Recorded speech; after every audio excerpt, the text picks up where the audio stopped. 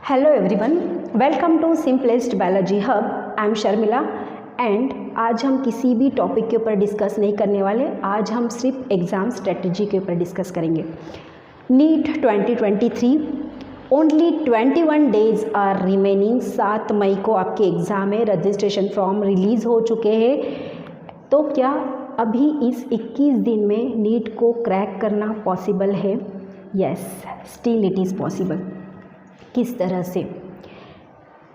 आपके पास 21 दिन है। इसके पहले आपके पास 2 साल थे, तो 2 साल में 11वीं में आपने एडमिशन लिया, 11वीं और 12वीं आपने पढ़ी। कोई बात नहीं, 11वीं में आपने बिल्कुल भी सीरियस नहीं थे, बट 12वीं में आने के बाद आपने थोड़ा सा सीरियसनेस दिखाया होगा। अगर आपको एक्चुअली नीट एग्जामिनेशन देने, अगर आपने निश्चित किया होगा, ये फिक्स है आपका। तो ऐसा नहीं कि 2 साल हमने टोटली वेस्ट कर दिए और बस हमें 21 दिन में आप पूरी तैयारी करनी है। हमने पढ़ा भी नहीं एक भी लेसन को, हम फर्स्ट टाइम हाथ में उठा रहे बुक को और हम सब ये करेंगे और 21 दिन में हम क्रैक करेंगे। तो ऐसा तो कुछ पॉसिबल नहीं है बेटा।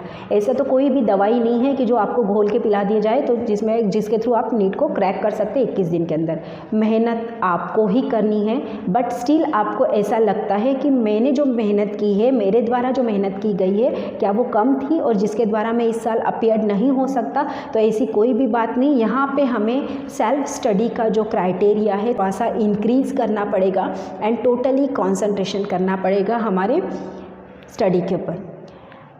आपको यहाँ पे बैन करना होगा मोबाइल। आज तक हमने बहुत मोबाइल यूज़ किया। हम ऐसा नहीं बोल रहे कि पढ़ाई के लिए आपके बहुत सारे चैनल्स हैं जिनके द्वारा नोट्स प्रोवाइड की जाती है, जिनके द्वारा वीडियोस डाले जाते हैं जो आपके लिए हेल्पफुल होंगे, आप उनको देखिए। बट जो हमारे अदर सोशल मीडिया है उसको हमें थोड़ा सा साइड में रखना है और 21 दिनों के लिए टोटली हमारी स्टडी के ऊपर फोकस करनी है। 3 सब्जेक्ट है हमारे पास बेटा जी। केमिस्ट्री है हमारे पास। केमिस्ट्री के पास 11 और 12th मिला के नियर अबाउट 30 लेसन होते हैं, उसमें से भी कुछ लेसन मिनिमाइज़ किए गए थे। फिजिक्स है हमारे पास। फिजिक्स के भी नियर अबाउट 32 लेसन होते हैं, तो हम 30 पकड़ते हैं। एंड बायोलॉजी है। बायोलॉजी के मिला के हमारे होते हैं नियर अबाउट 22 11 के एंड 16 12 के, ऐसे मिला के नियर अबाउट 35 to 37 समथिंग होते हैं, उसमें से भी कुछ मिनिमाइज़ किए गए हैं। तो टोटल 90 to 95 लेसन होते हैं। तो 90 to 95 लेसन में क्या आज तक हमने एक भी लेसन को प्रिपेयर्ड नहीं किया? क्या 2 साल में हमने किसी को भी प्रिपेयर्ड नहीं किया? तो हमें इसको क्या करना है, सपोज़ आपने कुछ लेसन इसमें से प्रिपेयर्ड किए होंगे, बट कुछ लेसन्स आपको बहुत ज़्यादा हार्ड जा रहे हैं जिसको आपने प्रिपेयर्ड नहीं किया, छोड़ दीजिए। अभी आखिरी के 21 दिनों में उस लेसन के ऊपर अपना टाइम वेस्ट मत कीजिए। सपोज़ आउट ऑफ 30 आपने यहाँ पे 25 भी लेसन किए, 5 लेसन को हमने स्किप कर दिया। यहाँ पे भी सपोज़ हमने 5 to 4 लेसन को स्किप कर दिया और यहाँ पे 35 में से मैंने 32, क्योंकि बायोलॉजी का तो बहुत इजी पार्ट रहता है, थ्योरेटिकल रहता है, तो कहीं ना कहीं हमने पढ़ा ही रहता है उस चीज़ को।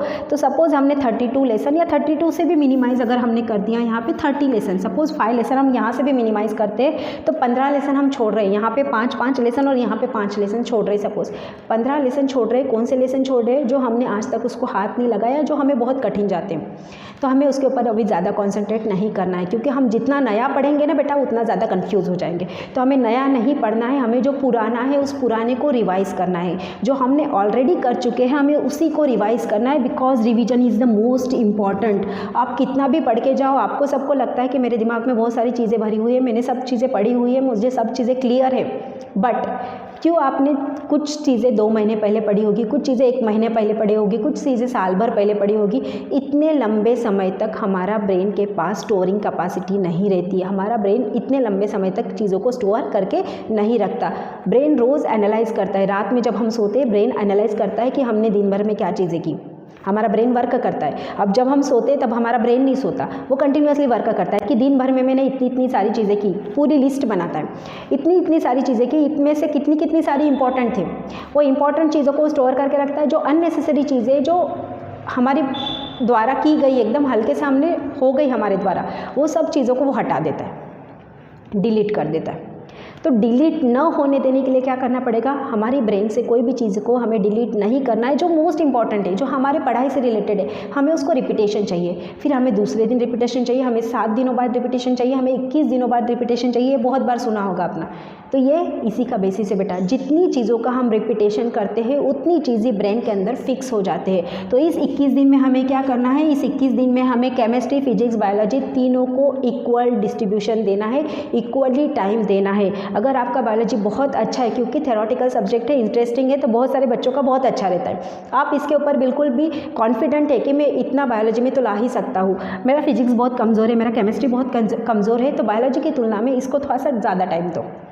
बट ऐसा नहीं है कि मेरा अभी पढ़ाई पूरी हो चुकी है तो मैं सिर्फ मॉक टेस्ट दूंगा, मॉक टेस्ट सॉल्व करूंगा। तो मॉक टेस्ट के द्वारा रिवीजन नहीं होती है। आपको आपके पास जो माइक्रो नोट्स बनी होगी, आपके पास जो नोट्स बनी होगी, आप एनसीईआरटी भी मत पढ़िए, आपको नहीं है तुम्हारे पास टाइम एनसीईआरटी पढ़ने के लिए, तो एनसीईआरटी में से जो मगअप पॉइंट आपने लिए होंगे या फिर एनसीईआरटी की जो लेसन की समरी रहती है वो समरी एटलीस्ट रीड करो, क्योंकि समरी बहुत ज़्यादा बड़ी नहीं होती, उसको रीड करने के लिए बहुत ज़्यादा समय भी नहीं लगता। तो ईजिली समरी को रीड करके भी आप बहुत सारी चीज़ों को कैचअप कर सकते, गेन अप कर सकते हैं। तो हमें ये तीनों सब्जेक्ट को इक्वली टाइम पीरियड देना है। अगर हमारे स्टडी प्रॉपर नहीं है तीनों में, अगर एक सब्जेक्ट हमें ऐसा लगता है कि हमारा बहुत अच्छा है और बाकी 2 सब्जेक्ट के ऊपर थोड़ा सा ऐसी कंडीशन है, तो ऐसे कंडीशन में उस पर्टिकुलर सब्जेक्ट को हमें थोड़ा सा ज़्यादा समय देना है। ज़्यादा समय मतलब हमारा स्टडी प्लान सपोज 8 आवर का है, तो 8 आवर में से हम 2 आवर सबको देंगे, तो 2 आवर हम किसके लिए देंगे, तो 6 आवर हो गए हमारे।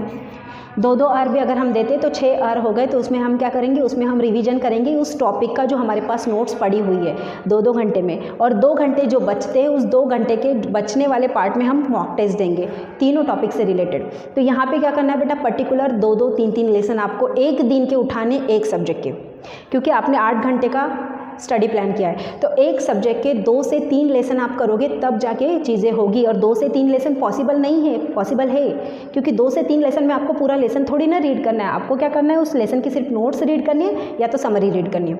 एंड जिस लेसन की नोट्स एंड समरी रीड की, उसी पर्टिकुलर लेसन के ऊपर मॉक टेस्ट दीजिए जो 2 घंटे बच रहे हैं उसके अंदर, उसी पर्टिकुलर लेसन के ऊपर मॉक टेस्ट देंगे। तो क्या होगा, क्योंकि आपने वो चीज़ों को अभी रिवाइज किया है तो वो आपके ब्रेन में है, वो मेमोरी में है। एंड जब आप मॉक टेस्ट दोगे तो उसका फिर से 2 बार रिपीटेशन हो जाएगा, एक बार और फिर रिपीटेशन हो जाएगा, तो वो आपके ब्रेन में फिक्स हो जाएगी। मीन्स पर्टिकुलर टॉपिक को पढ़िए और उसी टॉपिक के ऊपर आप मॉक टेस्ट दीजिए, पूरी की पूरी मॉक टेस्ट आपकी देने की आवश्यकता नहीं है। या फिर जो पिछले साल के पुराने पेपर्स हैं उनमें से भी पर्टिकुलर लेसन के आपके पर्टिकुलर टॉपिक के मॉक टेस्ट आप दे सकते हो। ये सब चीज़ें हमें करनी है। ओके, ये 21 दिनों में हमें ये चीज़ें करनी है, बट ये चीज़ें हमें कंसिस्टेंसी के साथ करनी है। रेगुलर करेंगे, कंसिस्टेंटली करेंगे तो पॉसिबल होगा, अदरवाइज़ पॉसिबल नहीं है ये तो हम बोल ही नहीं सकते। एवरीथिंग इज़ पॉसिबल, बट हमें अपना पूरा फोकस देना, हमारी एनर्जी यहाँ पे लगानी है। तो 21 दिनों के अंदर भी हम नीट को बहुत अच्छे स्कोर के साथ क्रैक कर सकते। सो ऑल द बेस्ट बच्चों, 21 डेज़ के लिए बिल्कुल लग जाइए। All the best all of you.